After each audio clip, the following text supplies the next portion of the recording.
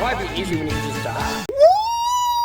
Woo! I'm Chewy Mew and welcome to my channel, but more specifically, welcome to another Chewy Mew video where today we're going to be taking a look at a custom that I made quite a while ago that I never reviewed for various reasons. And this is also, I guess, just bad customs week, where this is not going to be a whole week, maybe it is, I don't know, where I've reviewed some custom figures that I think are not bad necessarily. If some people were to make those customs, they'd be good, but I know based on the skills that I have, they're kind of lackluster, pretty bare bones customs. And here comes another bare bones. I keep saying they're bare bones. Like, I mean, I don't mean that it's like, oh, I just like repainted it blue or whatever. You know, for example, let's say I were to make a custom of this guy and I was like, hey guys, I made who's the blue, I made like Spider-Man 2099. No, that would take detail. But you know, it's not like a simple just repainted a figure. This one kind of is though. But that is my custom Spider-Man 3 Sandman using the Hasbro Spider-Man 3 Sandman figure. You know, I like to point out, if Toy Biz made Spider-Man 3 figures, I probably wouldn't have made a custom of this because, you know, it would be good. But I customized this one here. Unfortunately, well, the inspiration for this custom was my dog got it. I don't know why it's been, like, as of late. I made this about a year ago. I never showed it off, though. I think maybe over a year. I don't know. Most of these customs and figures that I customize and these figure reviews I've had for a while, and I just never reviewed for various reasons. Something with this guy. So my dog got it. She broke the neck. Conveniently, she didn't damage the head. She made like a little dent on the top of his head, which it doesn't take paint now. It's cursed, I guess. So I did have to make like kind of like a new neck joint. And most of it's pretty much just a repaint with some customization. I always say pretty much a repaint when it's not. So now the head has a disc hinge neck. It does come off, but as long as you don't like shake it around like this, it's going to be fine. It does stay on there. This is actually using... This actually is not even a disc hinge for a neck. This is actually just a chunk of plastic from some random figure that I basically cut up. I sanded it down. I modified it so I could fit his head on top. And then now he has like rotation here, which he already had rotation in the head. But now he can look up. He can look down with his slightly short neck. I keep thinking I get a notification. I see like a black bar on my screen, but it's not. Arms still work the same. Oh, I didn't paint that part. See how I told you these are kind of bare bones customs? And the ab crunch originally would move like this. Come on, focus. Why is it focusing way over there? It's focusing like over there. That's dumb.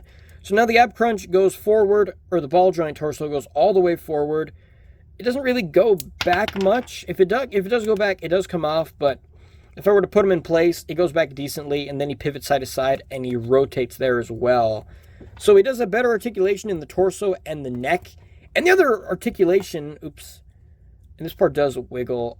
Yeah, I didn't have a good way to secure these together, because fixing diaphragm joints is the worst. Like fixing a shoulder joint, or like fixing a ball joint is easy, but fixing like a diaphragm ball joint, that's like the death of me. As far as the legs, he can kick up like this. Originally, he had those really cool legs where, again, Black Suit Spider-Man here. They kind of go together, though. I mean, not this one, but, you know, Black Suit Spider-Man and Sandman from the movie, where they kick out like this normally. But then if you want to kick the leg forward, you got to rotate this upper leg part and then kick it like that, which is really dumb. I mean, Hasbro used it a lot when they took over the license in 2006.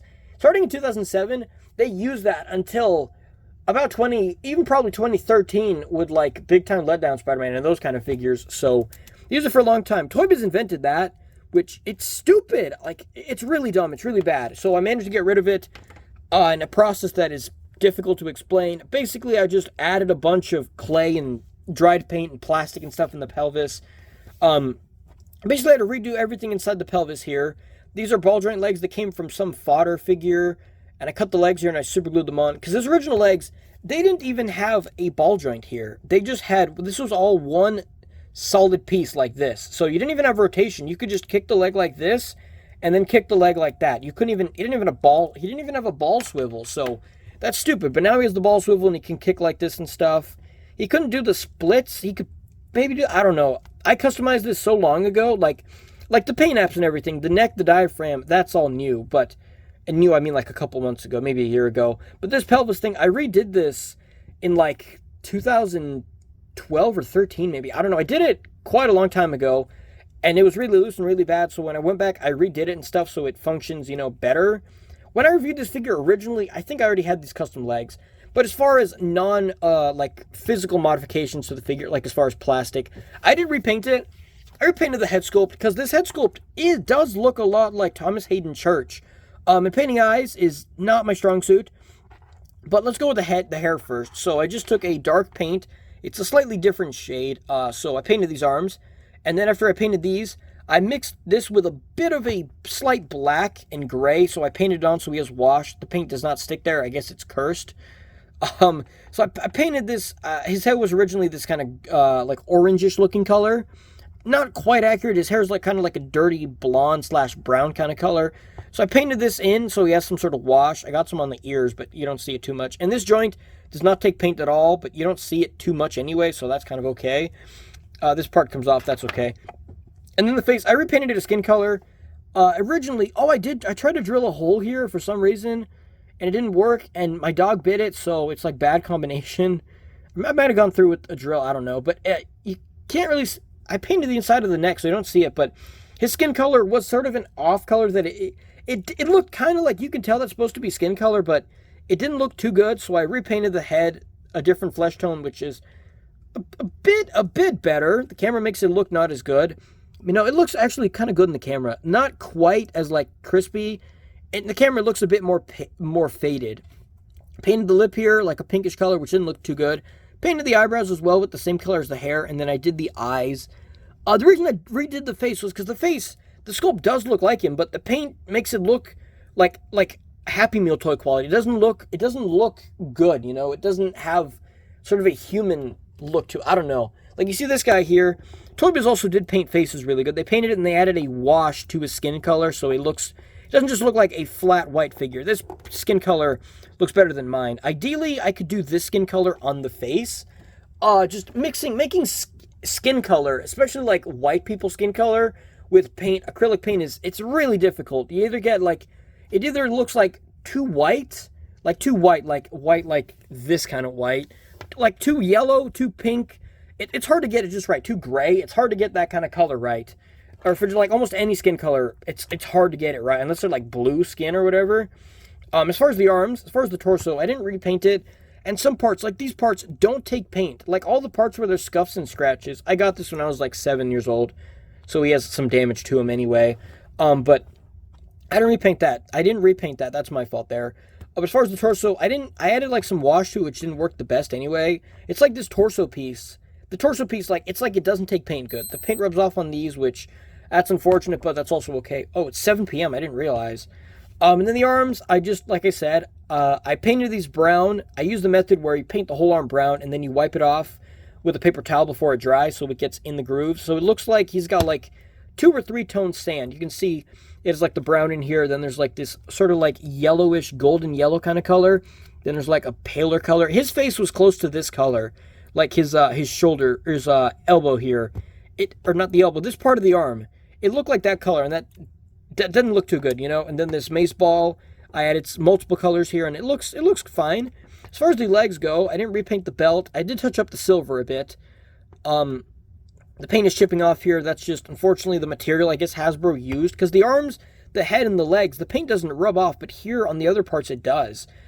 So I just painted these. I took a white kind of color. I mixed white with yellow and brown, I think. I mixed them up, mostly just white and yellow, and I painted them on here.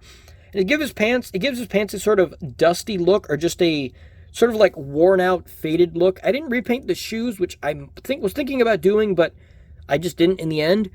And this version is the 2007 version. So Hasbro made these figures for Spider-Man 3 in 2007. They originally made 5-inch scale figures that were about like this tall to his chest, which I didn't get any because they were too small, and so I didn't want any. I totally could have got a bunch of those because I saw them in stores all the time, but I didn't get any. I got the 6-inch versions when they made them. So they made these in 2007, and then they later on made more in 2008 when they also re-released other Spider-Man 1 and 2 figures. Like they re-released Green Goblin, they made the Wrestler Spider-Man again. They re-released some of the figures, and this is the 2007 version. So moral of the story is complete repaint of everything except the shoes and the chest. I think that's what I did. I painted some parts green, but then the paint, like you can see, I can just rub it off right here. Like you can see the paint there is already kind of rubbing off. Yeah, you can see the paint rubs off. So posing it and stuff, it just comes off, which is unfortunate. So other than that, I gave him basically a disc hinge ball joint neck. a better diaphragm joint. It does come apart, but it's significantly better. Then I gave him, you know, regular T-hip legs because the other ones are kind of dumb.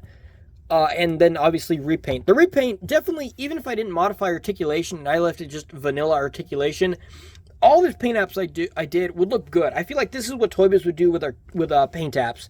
I think articulation would be really similar to like, probably like Dr. Octopus or something close to like really superposable, maybe not butterfly joints, but really articulated, but then probably this level of paint apps. Probably also interchangeable arms, I'd assume. I don't know. Imagine if Toy Biz made Spider-Man 3 figures. You know, if I were able to get a Toy Biz body that had like similar structure to this, and I put the head on there, I could probably make a good Toy Biz style custom. I did one with Venom, and it kind of came out terrible. But either way, that's this custom. I think it looks pretty good.